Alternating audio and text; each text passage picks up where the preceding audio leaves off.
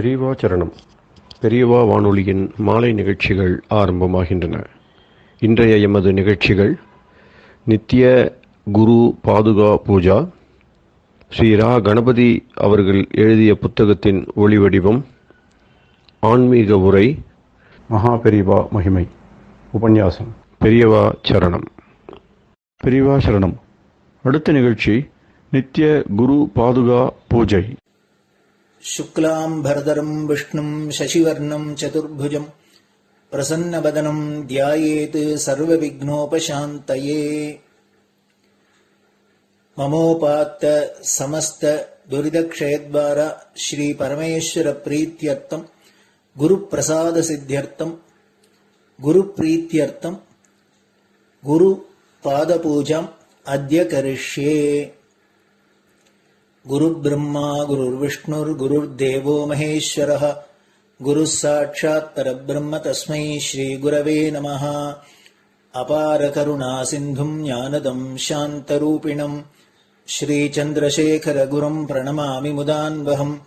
सदाशिवसमारम्भां शङ्कराचार्यमध्यमाम् अस्मदाचार्यपर्यन्तां वन्दे गुरुपरम्पराम्. எல்லோரும் குருவை பெரிவாளை தியானம் பண்ணிண்டு அர்ச்சனை பண்ணுவோம். அஷ்டோத்திரம். பெரியவா அஷ்டோத்திரம் பல அஷ்டோத்திரங்கள் இருக்கு. அதுல எளிமையா சுலபமா எது இருக்கோ அதை நான் இப்ப சொல்றேன். எல்லோரும் இதை கேட்டுண்டே திருப்பி சொல்ல முடிஞ்சுவா சொல்லி சொல்லி பெரிவாளுக்கு பாதத்துல ஒவ்வொரு புஷ்பத்தை அர்ச்சனை பண்ணலாம். ओम श्री कांची कामकोटि पीठाधीश्वराय नमः. श्रीमत् चंद्रशेखरेन्द्र सरस्वती गुरुभ्यो नमः. संन्यासाश्रम शिखराय नमः. काषाय दंडधारिणे नमः. सर्वपीठापहारिणे नमः. स्वामिनाथ गुरवे नमः. करुणासागराय नमः. जगदाकर्षण शक्तिमते नमः. सर्वचराचर हृदयस्थाय नमः. ओम भक्त परिपालक श्रेष्ठाय नमः. धर्म परिपालकाय नमः. श्री जयेन्द्र सरस्वत्याचार्याय नमः. श्री विजयेन्द्र सरस्वती पूजिताय नमः. शिवशक्ति स्वरूपाय नमः. भक्ताभीष्ट प्रदायकाय नमः. ब्रह्मण्य पोषकाय नमः. ब्रह्म विष्णु शिवैक्य स्वरूपाय नमः. कांची क्षेत्रवासाय नमः. कैलाश शिखरवासाय नमः. स्वधर्म परिपोषकाय नमः. चातुर्वर्ण संरक्षकाय नमः. लोकरक्षण संकल्पाय नमः. ओम ब्रह्मनिष्ठापराय नमः. सर्वपापहराय नमः. धर्मरक्षक संतुष्टाय नमः. भक्तार्पितधन स्वीकर्त्रे नमः. सर्वोपनिषत् सारज्ञाय नमः. सर्वशास्त्रगम्याय नमः. सर्वलोक पितामहाय नमः. भक्ताभीष्ट प्रदायकाय नमः. ब्रह्मण्य पोषकाय नमः. नानाविध पुष्पार्चितपताय नमः. रुद्राक्ष क्रीडधारिणे नमः. भस्मोद्दोलित विग्रहाय नमः. सर्वज्ञाय नमः. सर्वचराचर व्यापकाय नमः. अनेक शिष्य परिपालकाय नमः. मनश्चाञ्चल्य निवर्तकाय नमः. अभयहस्ताय नमः. भयापहाय नमः. यज्ञपुरुषाय नमः. यज्ञानुष्ठान रुचिप्रदाय नमः. यज्ञसम्पन्नाय नमः. यज्ञसहायकाय नमः. यज्ञफलदाय नमः. यज्ञप्रियाय नमः. उपमानरहिताय नमः. स्फटिक तुलसी रुद्राक्ष हारधारिणे नमः. चातुर्वर्ण समदृष्टये नमः. ऋग्यजुस्साम अथर्वणादि चतुर्वेद संरक्षकाय नमः. दक्षिणामूर्तिस्वरूपाय नमः जाग्रत् स्वप्न सुषुप्ति अवस्थातीताय नमः कोटिसूर्यतुल्यतेजोमय शरीराय नमः साधुसङ्गसंरक्षकाय नमः अश्वगज गोपूजा निर्वर्तकाय नमः गुरुपादुकपूजातुरन्तराय नमः कनकाभिषिक्ताय नमः स्वर्णबिल्वदलपूजिताय नमः सर्वजीवमोक्षदाय नमः मूकवाक्ताननिपुणाय नमः नेत्रदीक्षादानाय नमः द्वादशलिङ्गस्थापकाय नमः गानरसप्रियाय नमः ब्रह्मज्ञानोपदेशकाय नमः सकलकलासिद्धिताय नमः चातुर्वर्ण्यपूजिताय नमः अनेकभाषासम्भाषण कोविताय नमः अष्टसिद्धिप्रदायकाय नमः ओम श्री शारदामठसुस्थिताय नमः नित्यान्नदानसुप्रीताय नमः प्रार्थनामात्रसुलभाय नमः पादयात्राप्रियाय नमः नानाविधमतपण्डिताय नमः श्रुतिस्मृतिपुराणज्ञाय नमः देवयक्षकिन्नरकिंपुरुषपूज्याय नमः श्रवणानन्दकरकीर्तये नमः दर्शनानन्दाय नमः अद्वैतानन्दभरिताय नमः अव्याजकरुणामूर्तये नमः शैव वैष्णवादिमान्याय नमः श्रीशङ्कराचार्याय नमः दण्डकमण्डलोहस्ताय नमः वीणामृदङ्गसकलवाद्यनाथस्वरूपाय नमः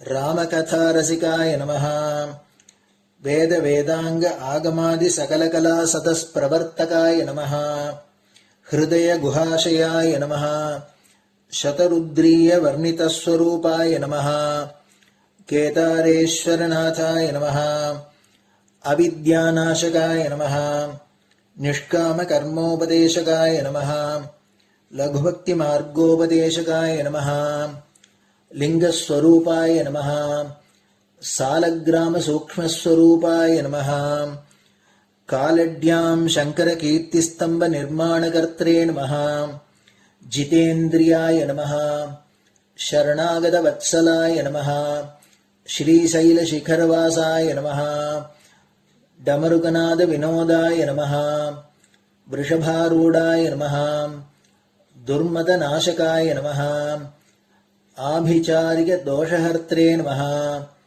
मिताहाराय नमः मृत्युविमोचकशक्त्याय नमः श्रीचक्रार्चनतत्पराय नमः दासानुग्रहकारकाय नमः अनुराधानक्षत्रजाताय नमः सर्वलोकख्यातशीलाय नमः वेङ्कटेश्वरचरणपद्मषट्पदाय नमः श्री महात्रिपुरसुन्दरी समेत श्री चन्द्रमौलीश्वर पूजाप्रियाय नमः श्रीमच्चन्द्रशेखरेन्द्र सरस्वती सद्गुरु परब्रह्मणे नमः गुरुभ्यो नमः परमगुरुभ्यो नमः परमेष्टिगुरुभ्यो नमः परात्परगुरुभ्यो नमः गुरुपरम्पराभ्यां नमः गुरुपादुकाभ्यां नमो नमः. அடுத்தது ஊதுபத்தி இருந்தா அதை காமிச்சு தூபம், நெய் தீபம் இருந்தா காமிச்சு அதை நெய் தீபம் தீபம் காமிச்சுட்டு நைவேத்தியம் வெத்தலைப்பாக்கு பழம் இதுலேருந்து ஆரம்பிச்சு அவளுக்கு எது சௌரியமோ அதுபடி நைவேத்தியம் பண்ணலாம்.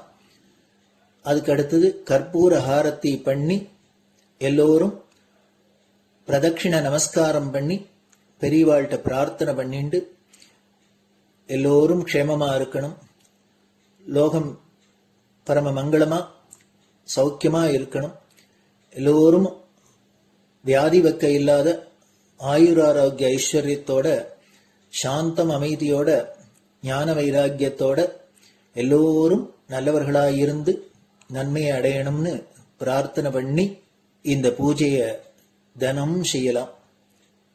குரு பிரம்மா குருர் விஷ்ணுர் குருர் தேவோ மகேஸ்வரः குரு சாட்சாத் பரபிரம்ம தஸ்மை ஸ்ரீ குரவே நமஹ. அபார கருணா சிந்தும் ஞானதம் சாந்தரூபிணம் ஸ்ரீ சந்திரசேகர குரும் பிரணமாமி முதான்வகம். சதாசிவசமாரம்பாம் சங்கராச்சாரிய மத்யமாம் அஸ்மதாச்சாரிய பர்யந்தாம் வந்தே குரு பரம்பராம். குரு பாத பூஜை நிறைவடைஞ்சது. பெரியவா சரணம். பெரியவா சரணம். பெரியவா வானொலியில் நேயர்கள் அடுத்து கேட்க இருப்பது ஸ்ரீ ரா கணபதி அவர்கள் எழுதிய புத்தகத்தின் ஒளி வடிவம். அளிப்பவர் ஸ்ரீமதி உமா சங்கர் அவர்கள்.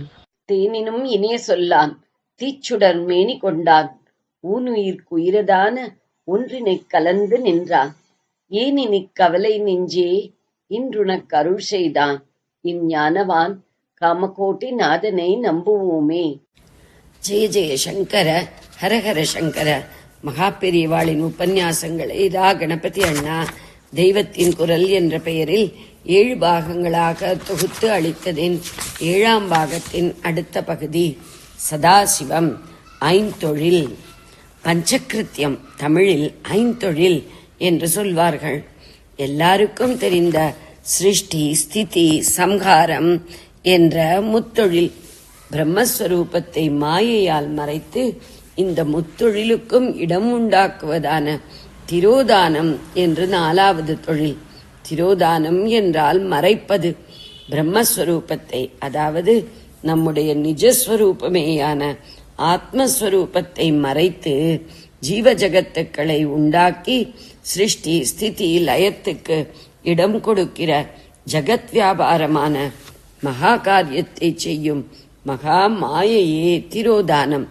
சிருஷ்டி, ஸ்திதி, சம்ஹாரம் செய்யும் அதிகாரி தேவதைகளாக பிரம்ம, விஷ்ணு, ருத்ரர்கள் இருக்கிறது போல திரோதானத்துக்கு இருக்கும் அதிகாரிக்கே சைவ சாக்த ஆகமங்களில் ஈஸ்வரன் என்று பெயர். மகாமாயை என்றே சொல்லும்படியாக அகிலாண்டங்களையும் மாயையிலே கட்டி போட்டு ஆள்கிறதால் அந்த ஈஸ்வரனுக்கு மகா பட்டம் கொடுத்து மகேஸ்வரன் என்பார்கள். சிவசம்பந்தமில்லாத பிரம்ம விஷ்ணுக்களுக்கு 5ல் 2 தொழில்கள், பாக்கி 3ம் சிவனில் ஆவிர்பவித்த 3 பேர்களின் வசத்தில் இருக்கிறது.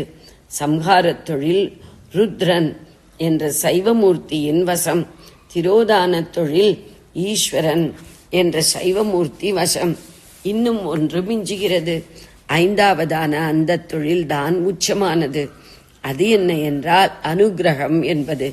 தமிழிலே சொல்லும்போது ஆக்கல், காத்தல், அழித்தல், மறைத்தல், அருளல் என்று முடிக்கிற அருளல் தான் அனுகிரகம். 2 தினசான அனுகிரகம். அடிமட்டத்திலே இந்த மாயாலோகத்திலே ஒரு ஜீவனை பிணைத்து வைத்திருக்கும் போது செய்வது ஒரு அனுகிரகம். அது என்ன என்றால் லோக வாழ்க்கை நடத்த அனுகூலமாக ஒரு உடம்பு, இந்திரியங்கள், லோகம் என்கிற அனுபோகஸ்தானம், அதிலே பெறுகிற போகங்கள் என்ற 4ஐ அனுகிரகித்திருப்பதுதான். இந்த 4ஐ முறையே தனு, கரணம், புவனம், போகம் என்று சொல்வது. மாயா பிரபஞ்ச வாழ்க்கைக்கான 4ஐ தருவதா ஒரு அனுகிரகம் என்று கேட்பீர்களானால் என்ன பதில் சொல்வார்கள் என்றால், கர்மா என்று ஒன்று எப்படியோ ஜீவனுக்கு சம்பவித்து விட்டது, அதற்கப்புறம் அதை கழித்தாகணுமே, இதை எப்படி சாதிப்பது? இந்த லோகத்திலே சத்கர்மா சாதனை பண்ணித்தானே கழிக்க வேண்டும். மாயா பிரபஞ்சத்தில் இருந்து விடுபடுவதற்கும் சாதனை பண்ணுவதற்காக உடம்பு, இந்திரியம், ஜகத் என்ற ஒரு வாழுமிடம், சாதனை செய்வதற்காகவே உயிர் வாழும் பொருட்டு அவசியமான போகங்கள் ஆகியவை இருந்தால்தானே முடியும். மாயா பிரபஞ்சத்திலிருந்து விடுபடுவதற்கும் சாதனை பண்ணுவதற்காக உடம்பு, இந்திரியம், ஜகத் என்ற ஒரு வாழுமிடம், சாதனை செய்வதற்காகவே உயிர் வாழும் பொருட்டு அவசியமான போகங்கள் ஆகியவை இருந்தால்தானே முடியும். பிரகிருத்த ஜீவிதத்திலே, நிகழ்பிறவியிலே ஒரு ஜீவன் தன்னுடைய பூர்வ கர்மாவை தீர்த்து கொள்வதற்காகத்தான் இந்த 4ஐ பரமாத்மா கொடுத்திருக்கிறான் என்று புரிந்து கொள்ளு. புரிந்து கொண்டு இந்த நாளையே கர்ம நாசத்துக்கு உபாயமாக்கிக் கொண்டாயானால் இதுகளும் அனுக்கிரகத்தைச் சேர்ந்தவைதான் என்று தெரிந்து கொள்வாய் என்று இப்படி பதில் சொல்வார்கள்.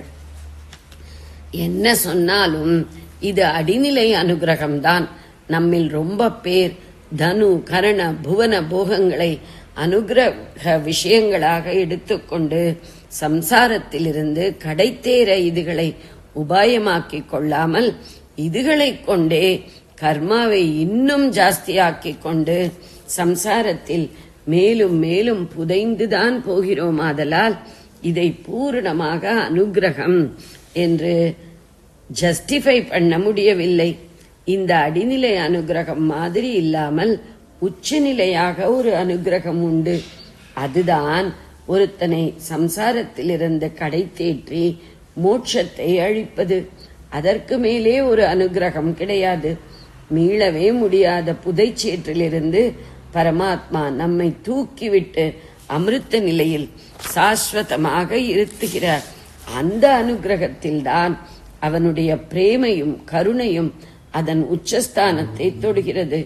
பஞ்சகிருத்தியத்தில் 5வதான உச்சமான சங்கீதத்தில் ரொம்ப உச்சஸ்வரம் தாரஸ்தாயி பஞ்சமம் என்று பிடிப்பார்கள். அப்படி பஞ்சகிருத்தியத்தில் பஞ்சமமான 5வதான மோட்ச பிரதானம் என்கிற அனுகிரகத்தை செய்யும் சைவமூர்த்திக்கே சதாசிவன் என்று பெயர். சிவனுக்கு மட்டுமே சதா அடைமொழி. அந்த சதாசிவனை பற்றி சொல்லலாம் என்றுதான் ஆரம்பித்தேன். சதாசிவ சமாரம்பாம் என்று குரு பரம்பரை ஆரம்பிப்பதை சொல்லி ஆரம்பித்தேன். மகாவிஷ்ணு மாதிரி மகா சிவன் இல்லை, சதாசிவன் தான். மகாசிவன் இல்லை என்று குறைப்பட்டுக் கொள்ள வேண்டாம். ஏனென்றால் சதாசிவனுக்கு அப்படிப்பட்ட ஒரு ஸ்பெஷாலிட்டி இருக்கிறது. யுனீக்னஸ் என்கிறார்களே, அப்படிப்பட்ட தனித்தன்மை மகாவுக்கு இல்லாததாக சதாவுக்கு மட்டுமே உள்ள யுனீக்னஸ். விஷ்ணுவுக்கு மாத்திரம் என்றில்லாமல் இன்னும் அநேக தெய்வங்களுக்கும் மகா அடைமொழி உண்டு. தாயார் லக்ஷ்மியையே மகாலட்சுமி மகாலட்சுமி என்று தானே சொல்கிறோம். துர்காதேவி சண்டிகை என்றிருக்கிற அம்பாளுக்கும் ஒரு மகாலட்சுமி ஸ்வரூபம் உண்டு. மகிஷாசுர வதம் செய்தது அந்த மகாலட்சுமி துர்கை தான். மகாகாளி மகா சரஸ்வதி என்ற இன்னும் 2 மகா பட்டம் பெற்ற தேவிகளாகவும் அவளுக்கு ரூபம் உண்டு. மகா கணபதி இருக்கிறார், மகா சாஸ்தா இருக்கிறார், மாச்சாத்தான் என்பார்கள். சுப்பிரமணிய சுவாமிக்கும் மகாசேனன் என்று ஒரு மகா பெயர் இருக்கிறது. மகா சிவன் இல்லாவிட்டாலும் சிவமூர்த்திகள் சம்பந்தமாகவே மகாதேவன், மகாலிங்கம், மகேஸ்வரன் இத்தியாதி இருப்பதையும் சொன்னேன். ஆனால் சதா மட்டும் யுனீக்காக சிவநாமா ஒன்றோடுதான் சேர்ந்து சதாசிவன் என்று இருக்கிறது. வேறே எந்த சுவாமி பேருக்காவது சதா அடைமொழி இருக்கிறதா? சதா விஷ்ணு உண்டா? சதா ராமன் பேர் இத்தனை அடைமொழிகளுடன் தான் சேர்கிறது என்று கணக்கு வழக்கு சொல்ல முடியாமல் எத்தனையோ ராம பெயர்கள் இருக்கின்றன. கணபதி ராமன், ராமசுப்பிரமணியன், சிவராமன், வேதராமன், கேவல் ராம், ஆனந்த் ராம், சாந்தாராம், ராமலக்ஷ்மி என்றே கூட சிரித்து ஆயாராம் கயாராம். அரசியலில் ஒரு கட்சியிலிருந்து இன்னொன்றுக்கு வந்தவர் ஆயாராம், ஒரு கட்சியிலிருந்து இன்னொன்றுக்கு போனவர் கயாராம் வரை ஏகப்பட்ட ஒட்டு போட்டுக்கொண்டு அந்த ராமச்சந்திரமூர்த்திக்கு பெயர்கள் இருக்கின்றன. ஆனாலும் சதாராமன் என்று பெயர் காணோம். எந்த புருஷ தெய்வ பேருடனோ ஸ்திரீ தெய்வ பேருடனோ சதா ஒட்டு போட்டுக் கொள்ளவில்லை. சிவன் ஒரு பெயருக்கே அந்த அடைமொழி சேர்ந்து சதாசிவநாமா உண்டாகி இருக்கிறது. சிவன் சிவன் என்று சுவாமி பெயரை தனியாக சொல்லிக் கொண்டு போவது எனக்கே என்னவோ மாதிரி இருக்கிறது. சாதாரணமாக அந்த நாமாவை அப்படி சொல்கிற வழக்கமில்லை. தமிழில் சிவபெருமான் என்று பெருமான் சேர்த்தே சொல்வார்கள். சம்ஸ்கிருதத்தில் எதனாலோ அந்த சுவாமியை பரம உத்கிருஷ்டமான உயர்வுமிக்க சிவசப்தத்தால் சொல்லாமல் ஈஸ்வரன், பரமேஸ்வரன் என்றே அதிகம் குறிப்பிடுவதாக ஏற்பட்டிருக்கிறது. அப்படித்தான் நானும் சொல்வது. ஆனால் இன்றைக்கு சதாசிவனை சொல்ல நினைத்ததால் சிவநாமாவாகவே லோக மங்களமான அந்த இரட்டை அக்ஷரத்தை நிறைய சொல்லணும் என்று தோன்றி மெனக்கிட்டு அப்படி சொல்லிக் கொண்டு போகிறேன். சதாசிவ சதாசிவ சதாசிவ, மகாசிவ மகாதேவ மகாதேவ, சதாசிவ சதாசிவ சதாசிவ, ஜெய ஜெய சங்கர, ஹர ஹர சங்கர. பெரியவா சரணம். இந்நிகழ்ச்சியின் அடுத்த பகுதி நாளை மாலை இதே நேரத்தில் ஒளிபரப்பாகும். பெரியவா சரணம். பெரியவா சரணம். பெரியவா வானொலியில் நேயர்கள் அடுத்து கேட்க இருப்பது திரு கவிக்கண்ணன் அவர்களின் ஆன்மீக உரை. பெரியவா சரணம். ராம் ராம். ஸ்ரீ குருப்யோ நமஹ. ஜெய ஜெய சங்கர, ஹர ஹர சங்கர. பெரியவா வானொலி நேயர்கள் அனைவருக்கும், மகா பெரியவாவுடைய பக்தர்கள் அனைவருக்கும் அடியேன் கவிக்கண்ணனின் அன்பு கலந்த நல்வாழ்த்துக்கள். ராம் ராம். ஜெய ஜெய சங்கர, ஹர ஹர சங்கர. ஸ்ரீ குருப்யோ நமஹ.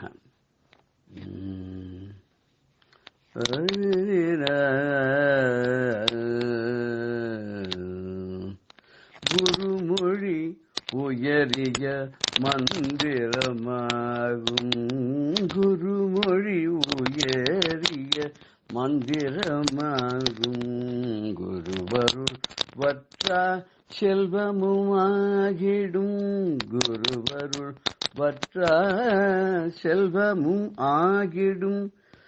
குருவழி காட்டிட நற்கதி புரிந்திடும், குருவழி காட்டிட நற்கதி புரிந்திடும். குருவும் திருவும் ஒன்றென அறிவோம், குருவும் திருவும் ஒன்றென அறிவோம். குருமொழி உயரிய மந்திரமாகும்.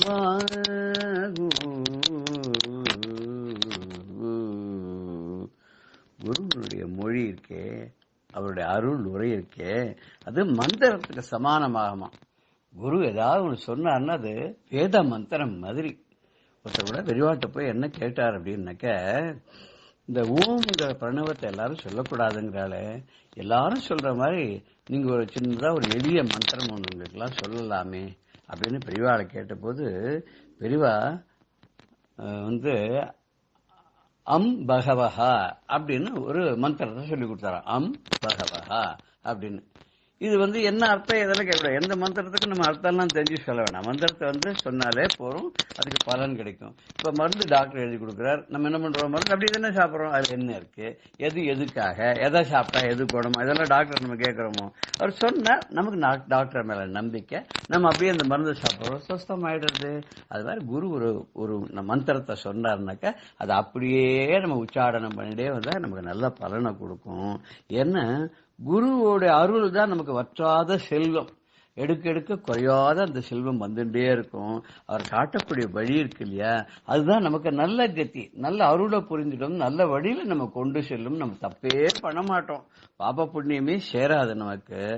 நம்ம என்ன புரிஞ்சுக்கணும் தெரியுமோ, குருவும் திருவும் ஒன்று அப்படின்னு புரிஞ்சுக்கணும். குரு இருந்தா திரு தானே வரும், திரு இருக்குன்னா குரு அருள் இருக்கு அப்படின்னு அர்த்தம். இது ரொம்ப அருமையான ஒரு விஷயம். இந்த விஷயத்த நம்ம தெரிஞ்சுண்டு புரிஞ்சுண்டு அறிஞ்சுண்டு அதன்படி நடந்தோம்னா நமக்கு கவலையே கிடையாது. இப்போ நம்ம பெரியவா எப்படின்னு கேட்டாக்க, யாருக்கு என்ன செய்யணுமோ, எப்ப செய்யணுமோ, எப்படி செய்யணுமோ அதை கரெக்டா செய்வா. நான் பெரியவாளுக்கு ஒண்ணே என்ன தெரியுமோ, நம்ம டிசிப்ளின்டா இல்லைன்னா ரொம்ப கோபம் வந்துடும். பெரியவாளுக்கு எப்பவுமே யாரை பத்தியும் தூஷணை பண்ணக்கூடாது, யாரை பத்தியும் தப்பா பேசக்கூடாது, நம்ம ஏதாவது ஒன்று செஞ்சுட்டு தம்பட்டு அடிச்சுக்க கூடாது. சில பேர்லாம் பார்க்குற கோவிலில் பெரிய டியூப் லைட் போட்டு டியூபே தெரியாத அளவுக்கு பேர் எழுதியிருப்பான் அட்வர்டைஸ்மெண்ட். ஒரு பெல்லுன்னு ஒன்று வாங்கி கொடுப்பான். அந்த பெல்லு சின்னதாக இருக்கும், அதை அடிச்சா அடுத்த ரூம் கூட காது கேட்காத மாதிரி இருக்கும். அப்படிலாம் பண்ணக்கூடாது. பண்றதுன்னு என்ன பண்ணணும்னா ரொம்ப நல்ல கௌரவமா நல்லா செய்யணும். யாரை பத்தியும் குறை சொல்லக்கூடாது, யாரை பத்தியும் தப்பா பேசக்கூடாது. இது மாதிரி பல விஷயங்களை குரு நமக்கு சொல்லி கொடுத்துருக்காரு இல்லையா. ஒரு சமயம் என்ன ஆச்சான்னா, ஒரு பிரமுகர் பெரியவாளை தரிசனம் பண்றதுக்காக போயிருக்கார்.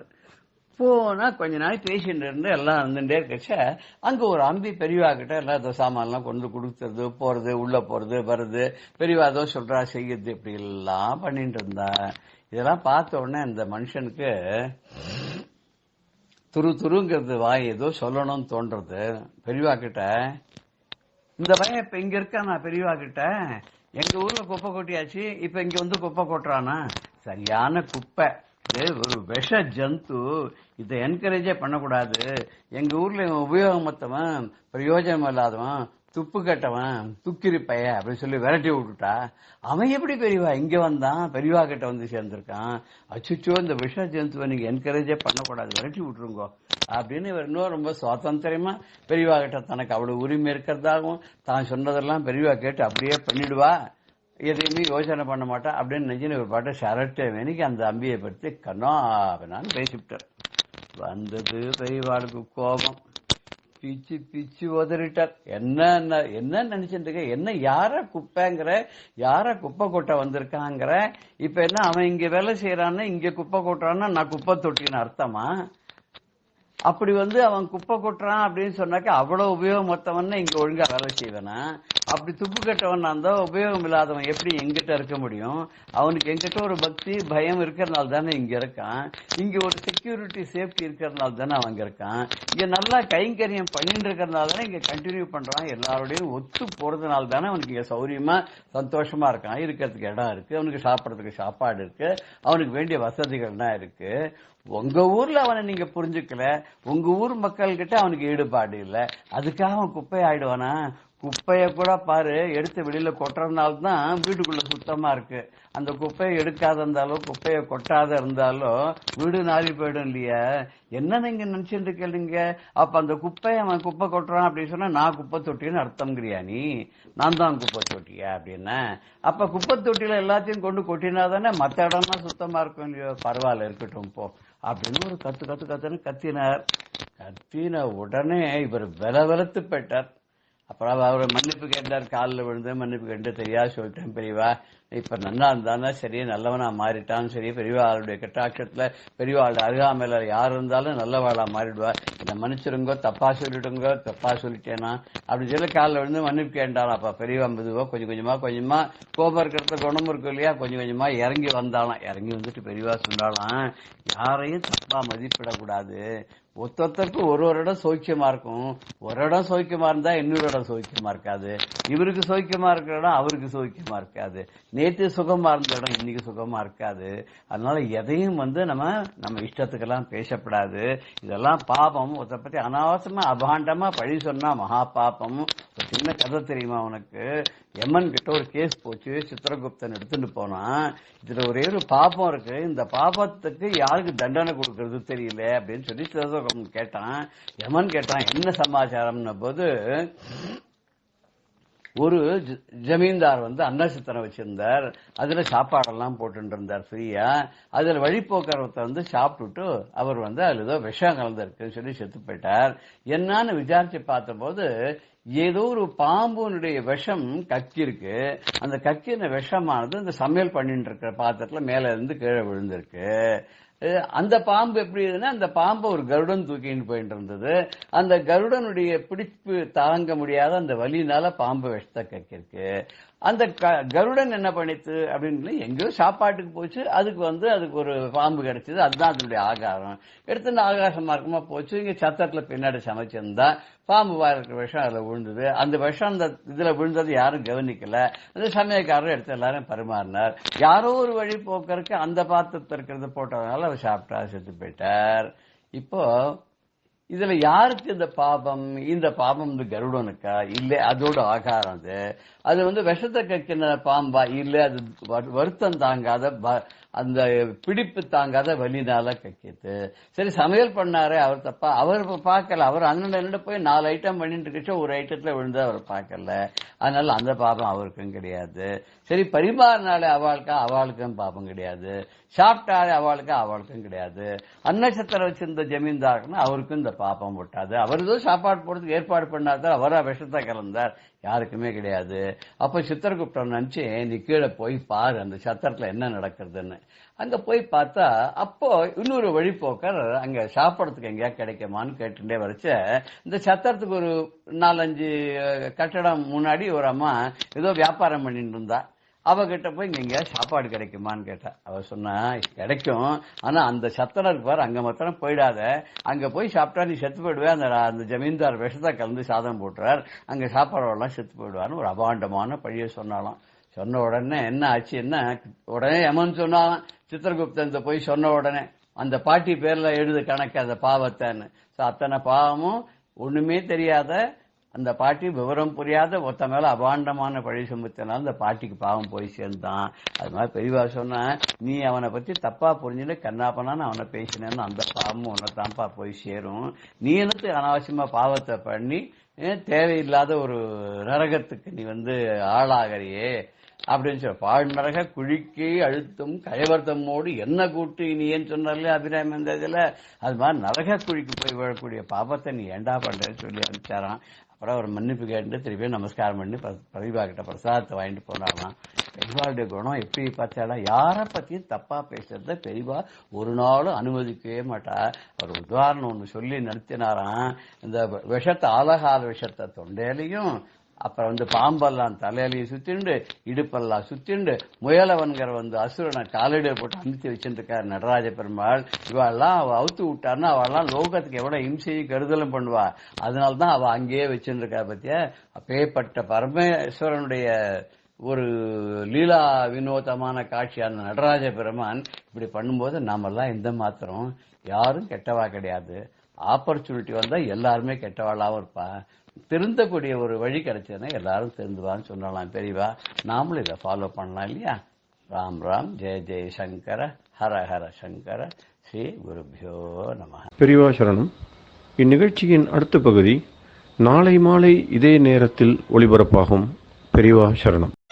பெரியவா சரணம். அடுத்த நிகழ்ச்சி மகா பெரியவா மகிமை உபன்யாசம். வழங்குபவர் பிரம்மஸ்ரீ கணேச சர்மா அவர்கள். ஸ்ருதிஸ்மிருதி புராணானாம் ஆலயம் கருணாலயம் நமாமி பகவத்பாத சங்கரம் லோகசங்கரம். 1952 வருஷம் சங்கர ஜெயந்தியில ஆனந்த தாண்டவபுரத்தில் பெரியவா பஞ்சாயதன பூஜையோட சிறப்பையும் அதோட அவசியத்தையும் எல்லாருக்கும் உபதேசம் பண்ணினா. அதை கேட்டு பல பேர் பஞ்சாயதன பூஜையை ஸ்ரத்தையா பண்ண ஆரம்பிச்சா. முன்னாலுமே எல்லாரும் நினைமா எல்லார் வீட்லையும் இருக்கும், அது இருந்தா கூட அதில் நம்ம கவனக்குறைவனால அதில் ஸ்ரத்த இல்லாத பண்ணாத இருந்துக்கலாம். அவள்லாம் திருப்பி உற்சாகத்தோட பண்ண ஆரம்பிச்சா. அப்படி பூஜை இல்லாதவாள்லாம் இதை வாங்கிட்டு அது மாதிரி பஞ்சாயதன பூஜையை பண்ண ஆரம்பிச்சா. இப்படி இந்த பஞ்சாயதன பூஜையிலேயே முருகனையும் சேர்த்துண்டு ஷண்மதத்துக்கும் சேர்ந்து 6 தெய்வங்களையும் நாம வழிபட்டு பலனை அடையணும் அப்படின்னு பெரியவா அதெல்லாம் எடுத்து சொல்லிவிட்டு அதெல்லாம் பிரச்சாரம் பண்ணிட்டு 1952 வருஷம் ஜூன் மாசம் தர்மபுரத்துக்கு விஜயம் பண்ணினா. தர்மபுரத்துல ஒரு பெரிய சைவ மடம் இருக்கு. இந்த தர்மபுரம் ஆதீனத்தோட அழைப்பை ஏற்று பெரியவா தர்மபுரத்துல போய் 3 நாளைக்கு அங்க இருந்தா. ரொம்ப பெரிய வரவேற்பு. பெரியவாளுக்கு அபரிமிதமான மரியாதைகள்லாம் பண்ணி அங்க அவளை உபச்சாரம் பண்ணினா. அப்படி இருக்கிறதே இந்த தர்மபுரம் ஆதீனத்தோட பல மணி நேரம் பெரியவா தனிமையில நம்ம சனாதன மதத்துக்கு என்னென்னலாம் பண்ணணும், என்னென்ன கைங்கரியம் பண்ணணும், ஜனங்களுக்கு எப்படி பக்தி வளர்றதுக்கு என்னென்ன தொண்டு பண்ணணும் அப்படிங்கிறதெல்லாம் பத்தி ரொம்ப டீட்டெயில்டா டிஸ்கஸ் பண்ணினா. இது உலகத்துக்கே ஒரு பெரிய பிரயோஜனமா பிற்காலங்கள்ல நடைமுறைக்கெல்லாம் கொண்டு வரப்பட்டது. அப்படி தர்மபுரம் விஜயத்தை முடிச்சென்று பெரியவா யாத்திரை பண்ணிட்டு இருக்கிறதே நமக்கு முக்கியமா சனாதன தர்மத்துல நமது சாஸ்திரங்கள்ல சொல்லப்பட்டதுல ஒண்ணு பூர்த்த தர்மம் அப்படிங்கிறது. இந்த பூர்த்த தர்மம் அப்படின்னாலே குளம் வெட்டுறது, கிணறு வெட்டுறது, இது மாதிரி சோசியல் சர்வீஸ், சமுதாயத்துக்கு சர்வீஸ் பண்றது பூர்த்த தர்மத்தை சேர்ந்தது. அதுல முக்கியமானது குளம் வெட்டுறது.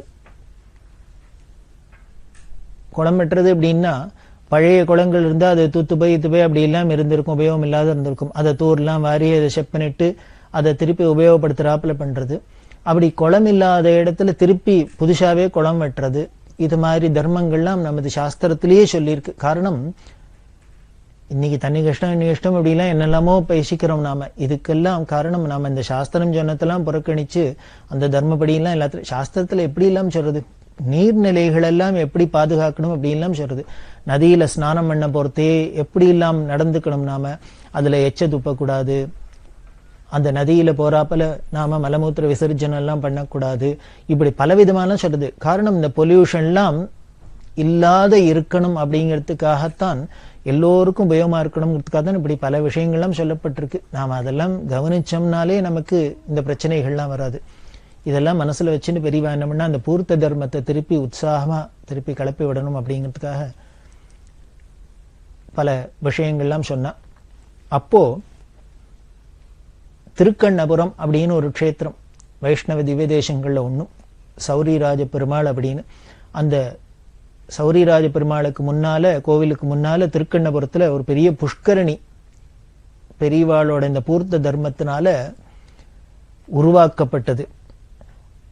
அதுல பார்த்தீங்கன்னா அந்த ஊரை சேர்ந்த ரங்கசாமி நாயுடு, கிருஷ்ணசுவாமி நாயுடு அப்படிங்கிற 2 பக்தா, இவா இந்த பக்தாளோட பிரார்த்தனை பெரியவாள்கிட்ட வந்து சொல்லி இந்த பூர்த்த தர்மத்துல இந்த திருக்கண்ணபுரத்துல குளம் வெட்டணும் அப்படின்னு சொல்லி, அவ அந்த காலத்துல 20,000 ரூபாய் செலவழிச்சு பாருங்க. 52ல 1952ல 20,000 ரூபாய் ஒரு பூர்த்த தர்மத்துக்கு செலவழிச்சிருக்கா அப்படின்னா, அந்த ரங்கசாமி நாயுடு கிருஷ்ணசுவாமி நாயுடு அவளோட பக்தியை நாம தெரிஞ்சுக்கணும். அவளோட அந்த பொருளுதவியில எல்லாருமா சேர்ந்துண்டு அங்க ஒரு பெரிய புஷ்கரணி எடுத்து, அதுக்கு 4 பக்கமும் செவர் எல்லாம் வந்து படித்துறையெல்லாம் கட்டி எல்லாம் பண்ணி, அதை முதல்ல இனாகிரேட் பண்றதே பெரியவாளே நேரம் வந்து அதை பண்ணினா. அந்த திருக்கண்ணபுரத்துல இப்படி ஒரு பூர்த்த தர்மத்தினால பண்ணப்பட்டது. அதே மாதிரி பொறையாறுங்கிற இடம், அந்த பொறையாறுல விஸ்வநாத சுவாமி கோவில், அந்த விஸ்வநாத சுவாமி கோவிலுக்கு முன்னால 1 ஏக்கர் 38 சென்ட், 1 ஏக்கர் 38 சென்ட்ல ஒரு அந்த விஸ்தீரணத்துக்கு ஒரு பெரிய குளம் வெட்டப்பட்டது. அதுல ஒரு ஆச்சரியம் என்னன்னா, இத ஒரே நாள்ல பண்ணினது, ஒரே நாள்ல வெட்டினது. கார்த்தால ஆரம்பிச்சது, சாயந்தரம் அஸ்தமிக்கிறதுக்குள்ள ஒரு குளத்தை வெட்டியாச்சு. முதல்லயே சொன்னேன் 1 ஏக்கர் 38 சென்ட் விஸ்தீரணம் அப்படின்னு. அத்தனாம் பெரிய குளத்தை ஒரே நாள்ல வெட்ட முடியுமா? பண்ணிருக்கா. இதெல்லாம் எந்த கின்னஸ் சாதனையா என்ன சாதனையில சொல்றதுன்னு தெரியல. உலகத்துல இப்படி பெரியவா பண்ணின சாதனை எல்லாமே சாதனை தான், எல்லாமே ரெக்கார்டு தான். என்ன அது வெளியில எத்தனை தெரிஞ்சிருக்கு நமக்கு தெரிஞ்சுக்காது, நம்மளோட குறை. அந்த குறை தீக்கிறதுக்காக தான் போலக்கு சங்கரா டிவி மூலியமா தொலைக்காட்சியில நாம இதெல்லாம் தெரிஞ்சுக்கிறதுக்கு இந்த நிகழ்ச்சி ஒரு வாய்ப்பா அமைஞ்சிருக்கு. அதனாலதான் இதுல கூடுமான மட்டும் எல்லாத்தையும் விடாத ஜனங்களுக்கு சொல்லணும் அப்படிங்கிறது இது நோக்கமா இருக்கு. அப்படி இந்த பொறையாறுல ரொம்ப பெரிய திருப்பணி. இந்த குளம் வெட்டினா ஒரே நாள்ல வெட்டினான்னு சொன்னா அத்தனாம் பெரிய குளத்தை கிட்டத்தட்ட 1200 பேருக்கு மேல சேர்ந்து மண்வெட்டியை எடுத்துண்டு, அத்தனை பேரும் இதுல ஆம்பளை பொம்பளை, படிச்சவா படிக்காதவா, மேல் ஜாதி கீழ் ஜாதி, ஏழை பணக்காரன், ஒருத்தர் ஒரு வித்தியாசம் கிடையாது. அத்தனை பேரும் பண்ணணும்னே பெரியவா. பெரிய அந்த ஒரு கோடீஸ்வரா இருந்தா கூட, எப்போ முன்னாலே சொன்னோம், அந்த திருக்கண்ணபுரத்துல அவ அந்த நாயுடு 2 பேரும் ஏதோ 20,000 ரூபாய் பணம் கொடுத்தாங்கிறது மட்டும் இல்ல, அவளை வந்து மண்வெட்டியை தூக்கின்னு வெட்டணும். கொஞ்ச நேரமான அவ சரீர பிரயாசம் பண்ண. இந்த பூர்த்த தர்மத்தோட முக்கிய லட்சியமே சரீர உழைப்பு இருக்கணும், சிரமதானம் அப்படின்னு சொல்லும். நம்ம சரீரத்தினால உழைக்கணும் அப்படின்னு. அதுக்காக தான் இதை ரொம்ப ஸ்ட்ரெஸ் பண்ணி வலியுறுத்தி பெரியவா சொன்னா. அதுல 1200 பேருக்கு மேல வந்து சேர்ந்த அந்த ஊர். அதுல பெரியவா இன்னொன்னு என்ன பண்ணுவான்னா, குறிப்பா அந்த ஊர் ஜனங்களே பண்ணணும். இனிமே வெளியூர்ல இருந்து வாடகைக்கு ஆள் அழிச்சுன்னு வந்து எல்லாம் பண்ணக்கூடாது. இதெல்லாம் கண்டிஷன். அதுல வாடகைக்கு ஆள் எடுத்து பண்றதெல்லாம் அங்கப்படாது. வெளியூர்ல இருந்து எல்லாம் வந்து அந்தந்த ஊர்க்காரர்களே பண்ண. காரணம், நம்ம ஊர் கோவிலுக்கு நம்ம குளிக்கிறதுக்கு, நாம குடிக்கிற தண்ணிக்கு அப்படின்னாக்க நம்மளோட உபயோகத்துக்கே நாமளே பண்ணிக்கிறோம் அப்படின்னாலே அதுல இன்னும் கொஞ்சம் ஸ்ரத்த இன்ட்ரெஸ்ட் எல்லாம் ஜாஸ்தி தானே வரும். அந்த ஒரு நோக்கத்துல தான் போல இருக்கு இப்படி எல்லாம் சொல்ல. அப்படி பல பேர் வந்து சேர்ந்துன்னு பண்ண. அந்த அதுல இன்னும் என்னென்னலாம் பெரியவா அதுல கொண்டு வரா அப்படின்னு பாருங்களேன். ரொம்ப ஆச்சரியமா இருக்கு, ரசிக்க முடியுமா இருக்கு. இப்படி அவாவாளே சிரமதானம் பண்ணணும். அதுல சில பேருக்கெல்லாம் சரீரத்தால வெயில்ல வேணல்ல உழைச்சு பழக்கம் இல்லாதையும் இருக்கலாம்.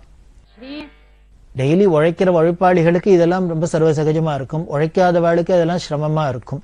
அவளும் அதை தெரிஞ்சுக்கணுங்கிறதுக்காக தான், அவளும் அதை உணரணுங்கிறதுக்காக தான் இப்படி எல்லாம் வச்சது. அப்படி பண்றதே அவளுக்கு சிரமம் தெரியாத இருக்கணும் அப்படிங்கிறதுக்காக என்ன பண்ணா, பஜன கோஷ்டிகள் அவள்லாம் வர சொல்லி நாம சங்கீர்த்தனம் பண்றது. வெறுமனை அவாவ அரட்டை அடிச்சுட்டு ஒரு ரொம்ப கதையை பேசிட்டு இந்த குளம் எல்லாம் வெட்டப்படாது. என்ன பெரிய புண்ணிய கைங்கரியமா என்ன பண்றோம்.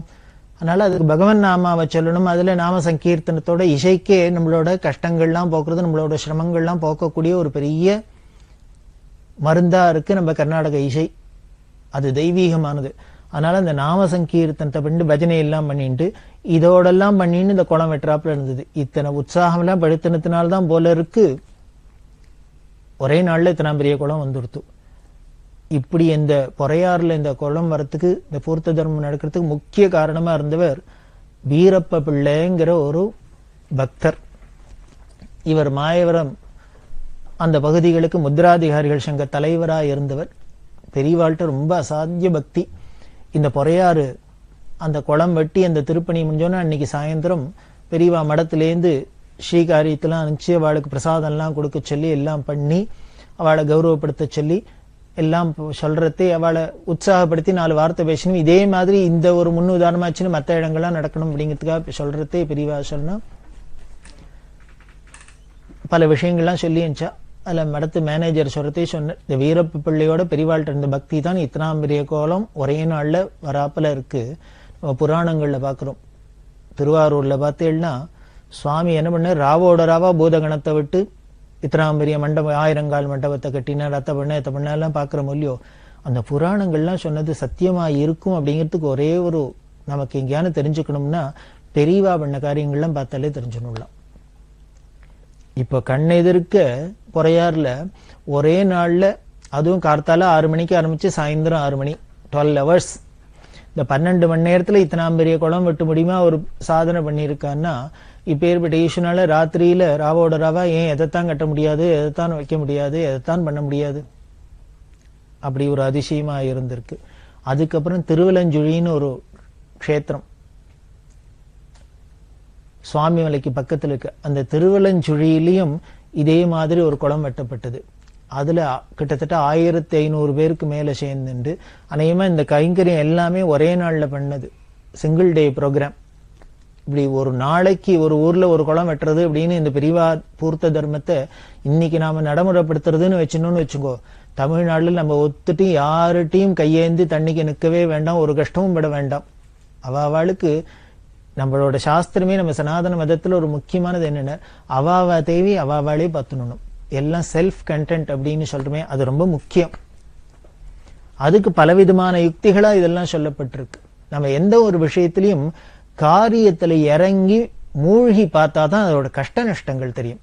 அப்பதான் அது ஒரு படிப்பினை அனுபவம், ஒரு பாடம், அனுபவம் பாடம்னா என்ன, அதை நாம அனுபவிச்சு பண்ணி பார்த்தாதான் அதுல உள்ள கஷ்ட நஷ்டங்கள்லாம் தெரிஞ்சு நமக்கு ஒரு படிப்பினை தெரியும். இதெல்லாம் பண்ணக்கூடாது, இது மாதிரி நடக்கக்கூடாது, இதெல்லாம் நடக்கணும் அப்படிங்கிறதுலாம் தெரியும். அப்படி இல்லைன்னாக்க நம்மளால அடுத்தவா கஷ்டத்தையும் புரிஞ்சுக்க முடியாது, நமக்கு கஷ்டம் வரத்தையும் தாங்க முடியாது. ஒரு சின்ன கஷ்டம் வந்தாலும் உடனே அப்படியே பிரமாதமா சோர்ந்து போயிடுறோம், ஒரு தற்கொலை வரைக்கும் போயிடுறது. அதெல்லாம் இல்லாத இருக்கணும்னா கஷ்ட நஷ்டங்களை சேர்த்து நாமள அனுபவிச்சுட்டே இருந்தாதான். பெரியவா மடத்துல பார்த்தேன்னா காஞ்சி மடத்துல இப்பதான் பூஜை அப்பதான் பூஜை அது இது மாதிரிலாம் ஒரு சிஸ்டம் வச்சுக்க மாட்டா. எப்ப வேணா பூஜை நடக்கும், எப்ப வேணா எது வேணா நடக்கும். அப்படி நடக்கிறதே பெரியவா நாள்ல என்ன பண்ணுவார், ஒரு நாளைக்கு 10 மணிக்கே பூஜை பண்ணுவா, ஒரு நாளைக்கு 1 மணி வரைக்கும் ஸ்நானத்துக்கே போயிருக்க மாட்டா, அதுக்கப்புறம் பூஜை ஆரம்பிச்சு சாயந்தரம் 4 மணி ஆகும். இப்படி எல்லாம் ஒரு இர்ரெகுலர் அப்படின்னு சொல்றாப்புல ஒவ்வொரு நாளைக்கு ஒவ்வொரு டைமா இருக்கும். ஒருத்தராலையும் கணிச்சு சொல்ல முடியாது, ப்ரெடிக்ட் பண்ணிக்க முடியாது. பெரியவா இன்னைக்கு இந்த டயத்துக்கு இது பண்ணாலா, நாளைக்கு இதே டயத்துக்கு இதுதான் பண்ணுவா அப்படின்னு தீர்மானம் பண்ணிக்க முடியாது. இப்படி எல்லாம் நடக்கும்.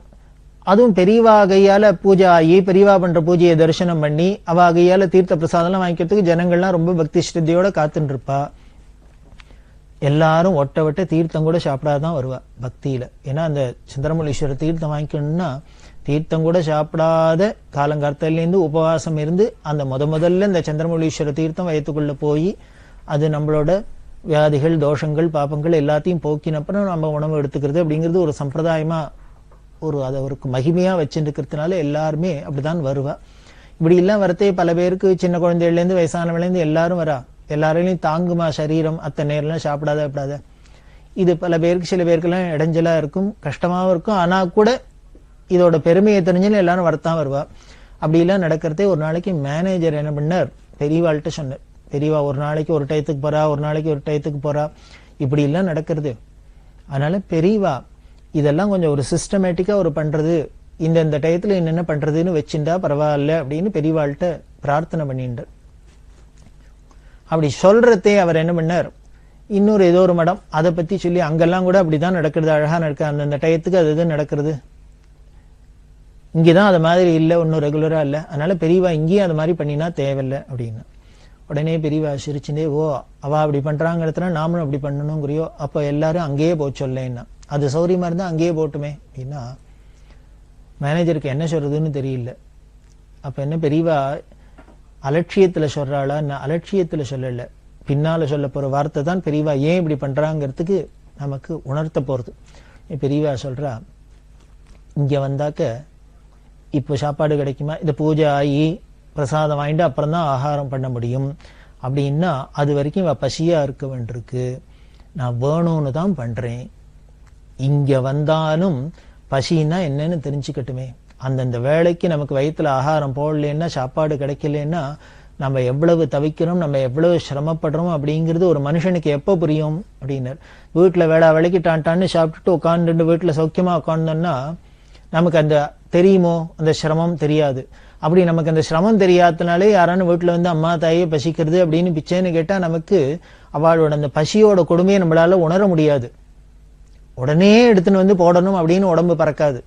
ஏன்னா நமக்கு பசின்னா என்ன, அதோட கொடுமை என்னன்னு தெரியாது, நாம அனுபவிச்சதில்லை.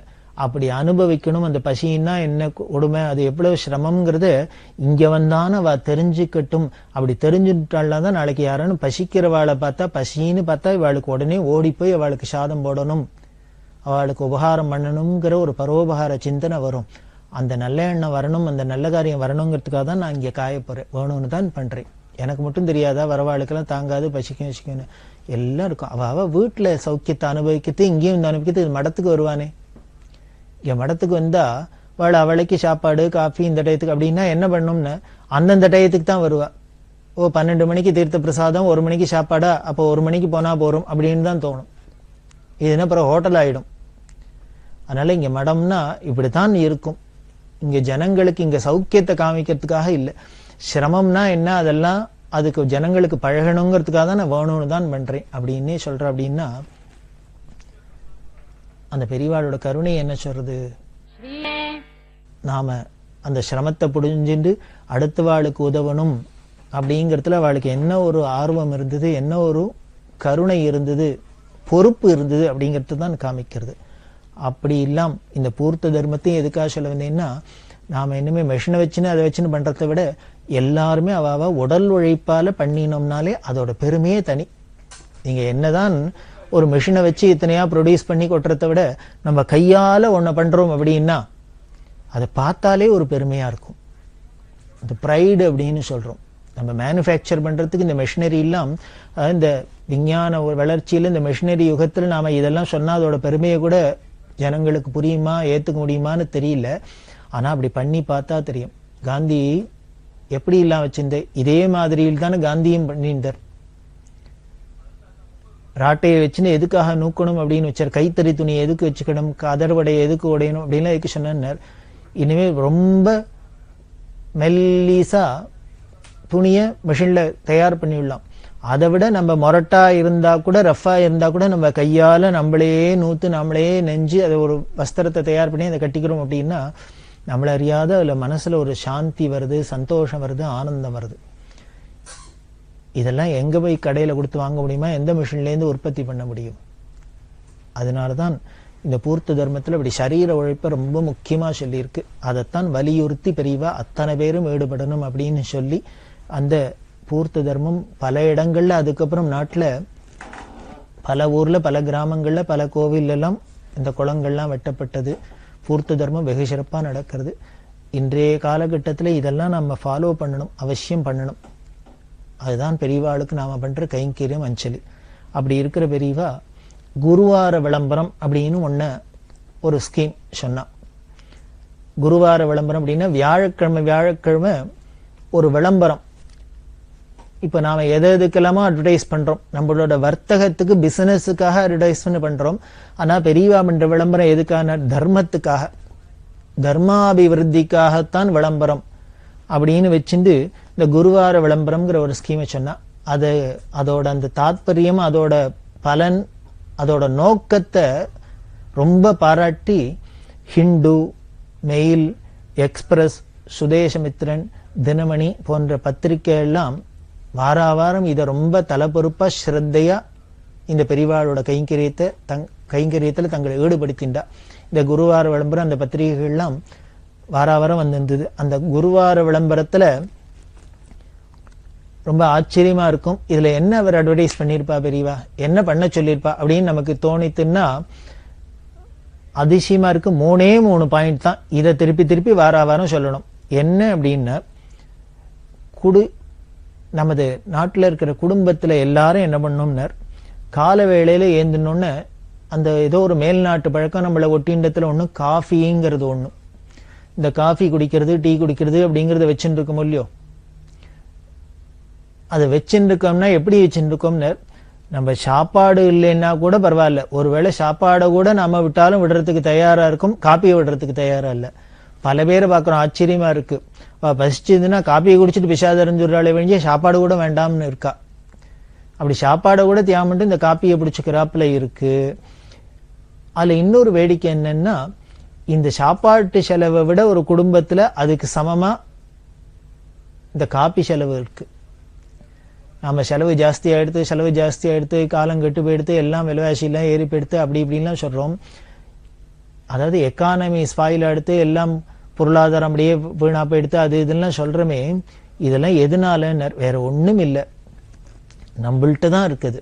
என்ன எக்கானமி, பொருளாதாரம் தனியா அதுவாவே ஏதான ஒரு வஸ்துவா அதுவாவே ஏதான ஆயிடுமா? என்ன ஒன்னும் ஆகுது. நாம தானே எல்லாம். அது நாம பண்ற நம்மளோட ஆக்ஷன், நடவடிக்கைக்கு ஏத்தாப்புலதான் அது நன்னா இருக்கிறதோ நலங்கெட்டு போறதோ எல்லாம் நடக்கிறது. அதுல முக்கியமானது இந்த காப்பிங்கிறது. அந்த காப்பி செலவை குறைக்கணும், அந்த பொருளாதார அந்த பர்டனை குறைக்கணும், ஜனங்களுக்கு குடும்ப செலவை குறைக்கணுங்கிறதுக்காக இந்த காப்பியை நிறுத்தலாம். அதுக்காக சாப்பாட்டை நிறுத்த முடியாது, காஃபியை நிறுத்தலாம். அந்த காஃபி டீக்கு இன்னொரு குணம் என்ன அப்படின்னா, அது ஒரு லாகரி வஸ்து. இப்ப நாம ஒருத்தர் புகைக்கிறார், ஒரு மதுபானம் பண்ற, இதெல்லாம் பண்ணினா நாம கண்டிக்கிறோம், இது ஒரு தப்பு அப்படின்னு நாம கோச்சுக்கிறோம், பண்ணக்கூடாது, அதை நிறுத்தணும் அப்படிங்கிறோம்.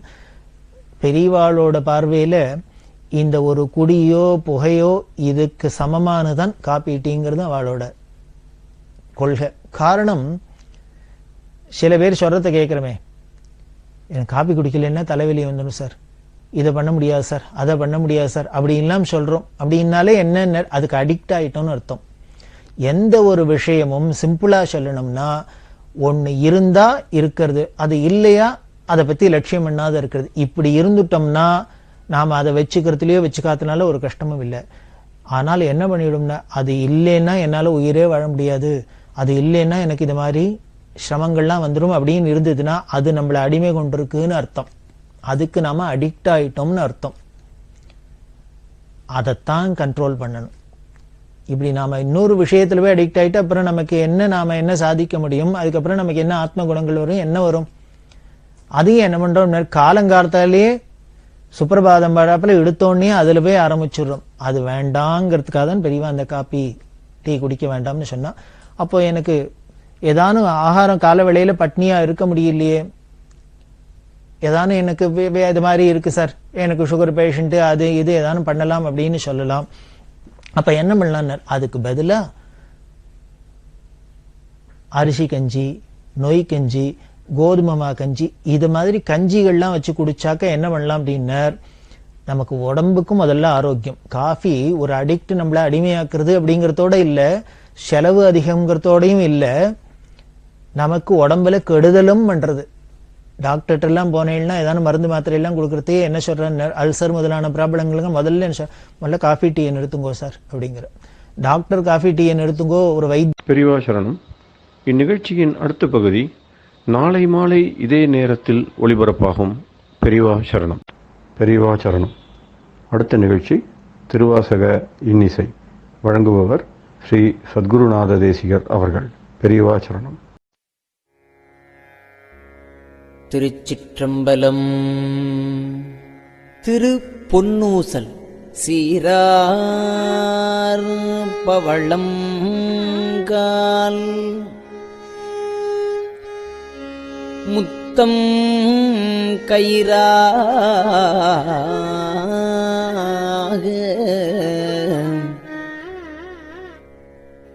ஏறாரும் பொற்பலகை ஏறி இனிதமர்ந்து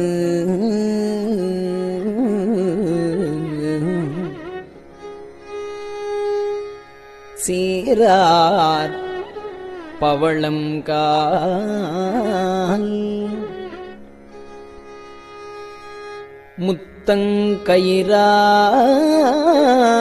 முத்தங்கயிறாக ஏறாரும் பொற்பலகை ஏறி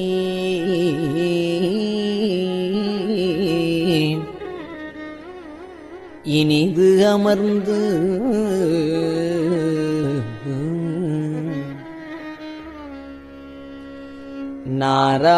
நாராயணன் அறியான் நான் மலர்த்தாள்.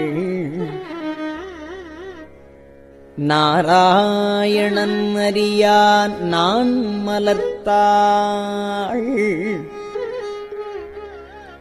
நாயடியேற்கு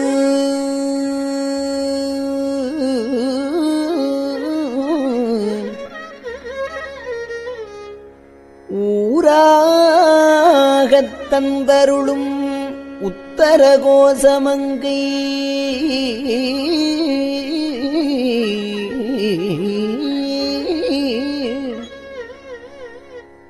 ஆராமுதின்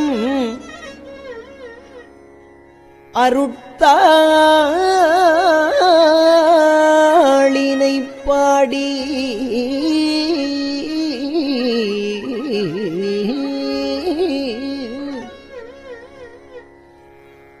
உத்தர கோசமங்கை ஆராமுதில்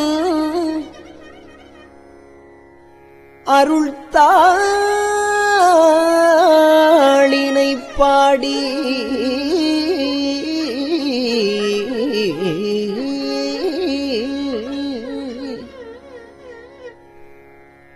போரார் வேர்க்கண்மடவி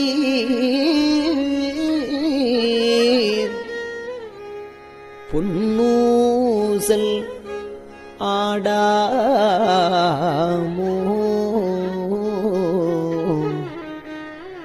போரார் வேர்க்கண்மடவி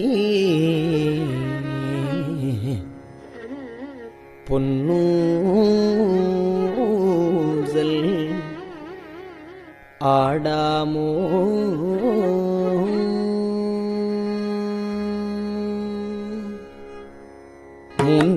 மூன்றங்கிலங்கு நயனத்தன் மூவாத வாழ்ந்தங்கு தேவர்களும் காணாமலர் அடிகள் தேன் தங்கு தித்தித்து அமுதூரி தான் தெளிந்தங்கு ஊந்தங்கு நின்றூருக்கும் உத்தர கோசமங்கை போந்தங்கு இடை மருது பாடி குலமஞ்சை போன்றங்கு அனநடையீர் பொன்னூசலாடாமோ போன்றங்கு அனநடையீர் பொன்னூசலாடாமோ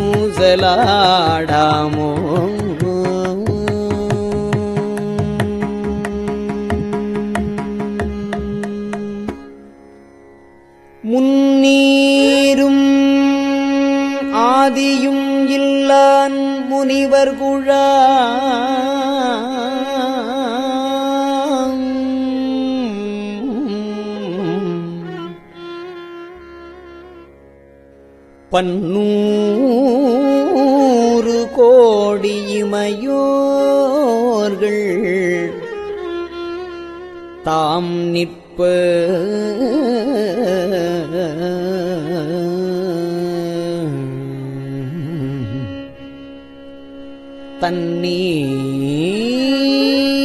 தண்ணீர் எனக் கருளி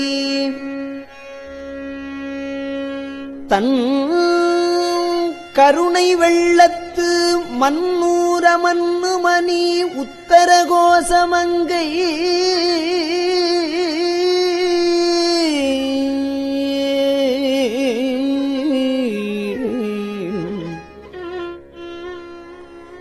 மன்னூர மன்னுமணி உத்தர கோசமங்கை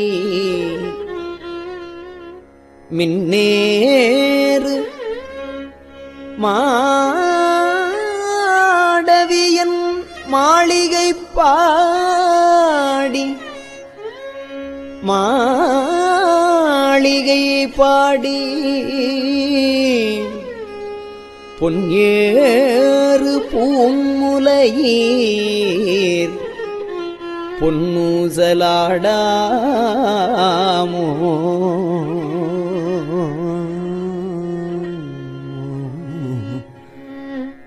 நான்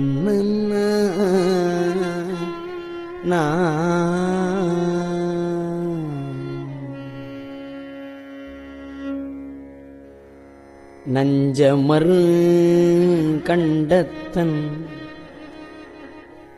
அண்டத்தவர் நாதன்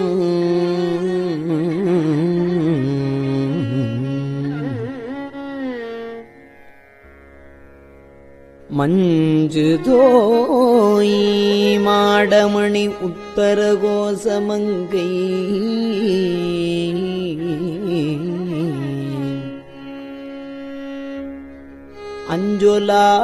அஞ்சொலாள் தன்னொடும் கூடி அடியவர்கள் நெஞ்சுளே நின்று அமுதம் ஊறி கருணை செய்து துஞ்சல் பிறப்பறுப்பான் தூய புகழ் பாடி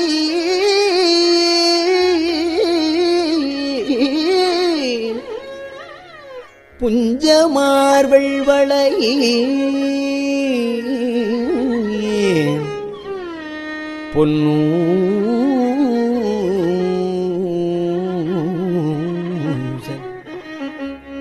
பொன்னூசல் ஆடாமோ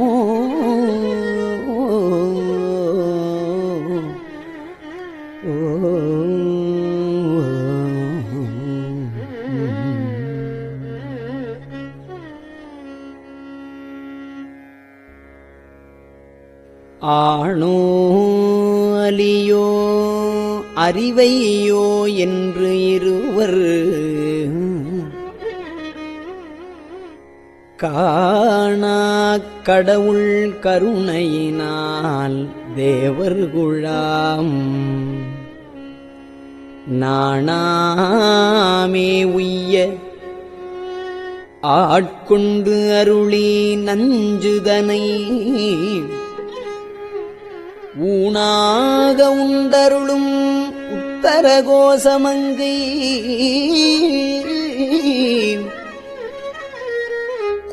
கோணாறு பிறைச்சன்னி கூத்தல் குணம் பரவி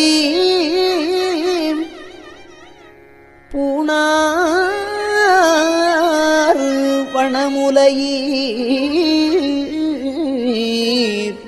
புன்னூசலாடாமோ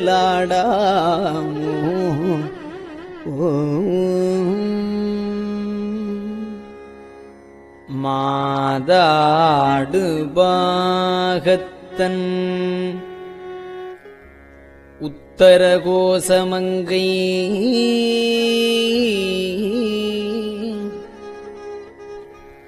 தாதாடு குன்றை சடையான் அடியாருள்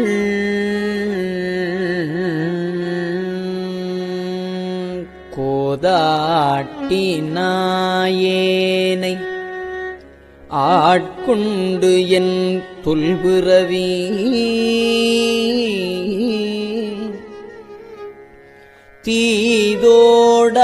தீதோடவண்ணம் திகழ பிறப்பறுப்பான் காதாடு குண்டலங்கள் பாடி கசிந்து அன்பான்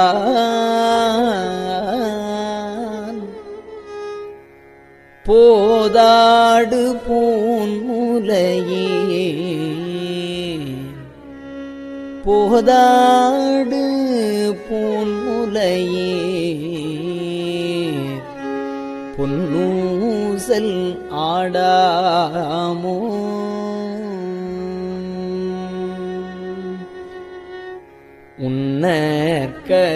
உன்னற்கரியதிரு உத்தர கோசமங்கை உன்னற்கரியதிரு உத்தர கோசமங்கை மன்னி போலிந்திருந்த மன்னி போலிந்திருந்த மாமரையோன் தன் புகழே பன்னி பணிந்திரஞ்ச பாவங்கள் பற்றறுப்பான் அன்னத்தின் மேலேறி அன்னத்தின் மேலேறி ஆடும் அணி மயில் போல் என்னத்தன் என்னையும் ஆட்கொண்டான் எழில்வாடி பொன்கொத்த பூன்முலையே பொன்வொத்த பூன்முலையீர் பொன்னூசல் ஆடாமோ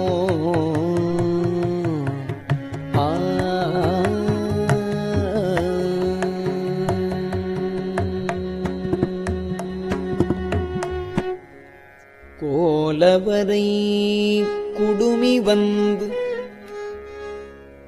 குவலயத்து சால அமுதுண்டு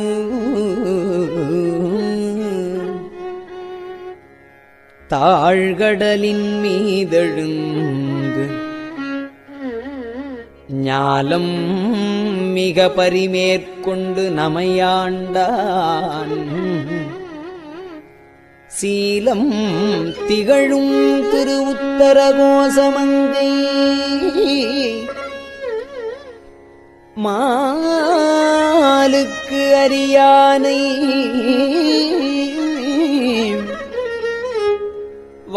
வாயார நாம் பாடி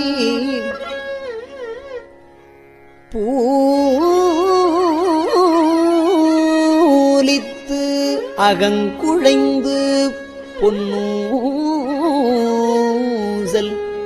ஆடாமோ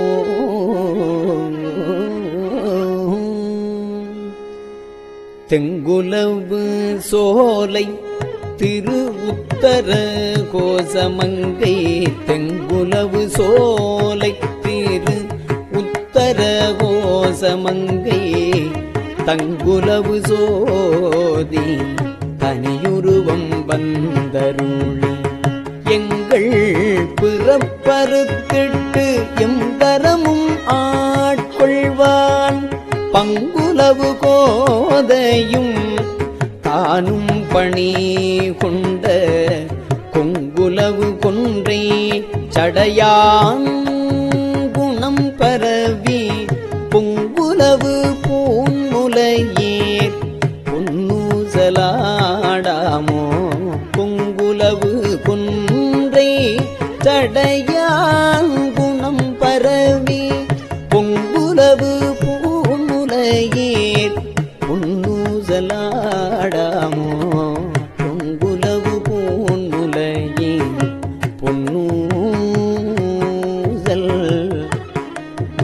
ஸ்ரீராமோ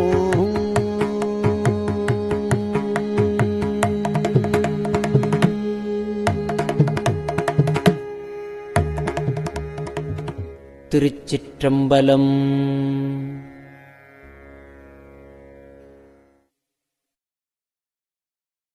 பெரியவா சரணம். இந்நிகழ்ச்சியின் அடுத்த பகுதி நாளை மாலை இதே நேரத்தில் ஒளிபரப்பாகும். பெரியவா சரணம். பெரியவா சரணம். பெரியவா வானொலியின் இன்றைய நிகழ்ச்சிகளின் நிறைவாக திருப்பொன்னூசல் வழங்குபவர் சத்குருநாத தேசிகர் அவர்கள். பெரியவா சரணம். திருச்சிற்றம்பலம். திருப்பொன்னூசல். சீரார் பவளம் கால்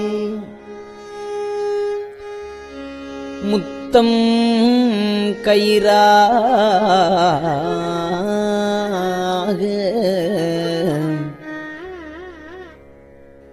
ஏறாரும் பொற்பலகை ஏறி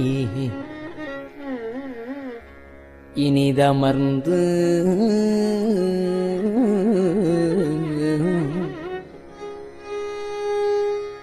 சீரார் பவளம் கால்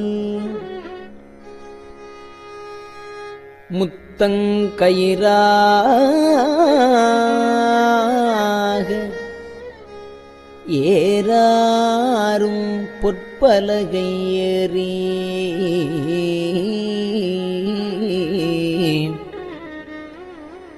இனிது அமர்ந்து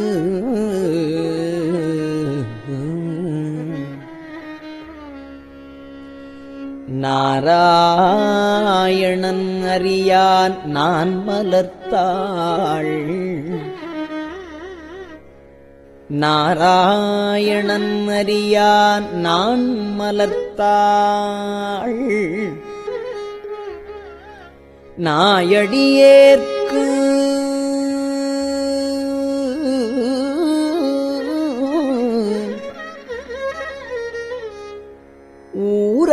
ஊராகத் தந்தருளும் உத்தர கோசமங்கை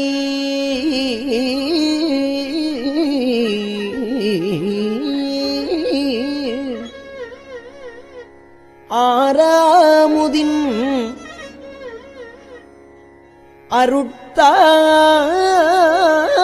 அருட்தாளினை பாடி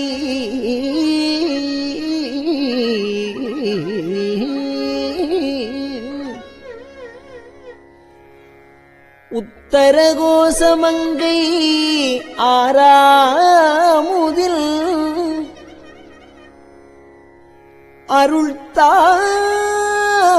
அருள்தாளினை பாடி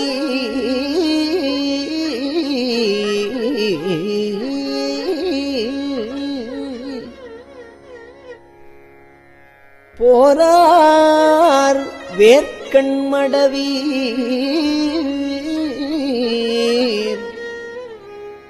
பொன்னூசல் ஆடாமோ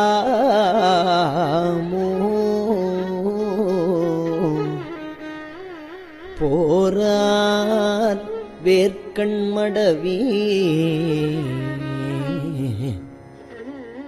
பொன்னூசல் ஆடாமோ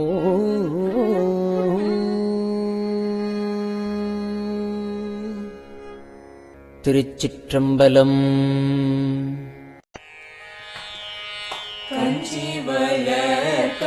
காமாட்சி தன் குழந்தாய் சங்கரரே கஞ்சி வளர் காமாட்சி தன் குழந்தாய் சங்கரரே குரு சந்திரசேகரரே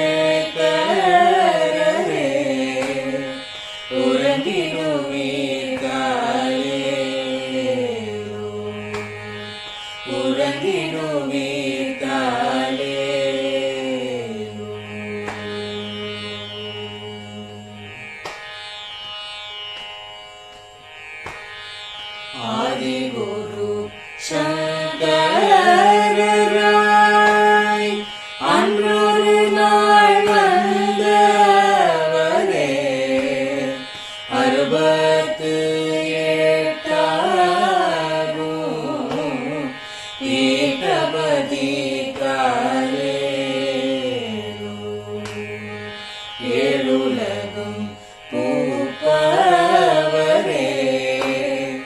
காப்பவரே கடப்பவரே எல்லோர்க்கும் அருள்பவரே உலகிடுவீத்தாரே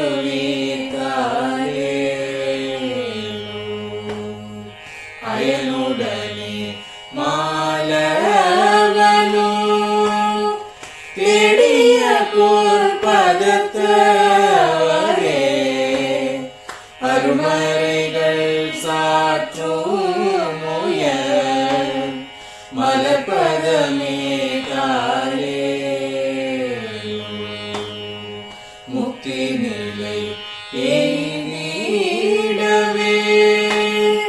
சக்தி தரும் சத்குருவே முக்தி நிலை எய்திடவே சக்தி தரும் சத்குருவே நித்தமெங்கள் நாவீசையில் நித்திரை கொள்தாரே நித்தமெங்கள் நாவீசையில் நித்திரை கொள்தாளே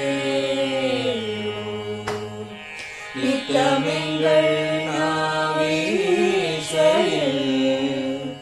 நித்திரை கொள்தாளே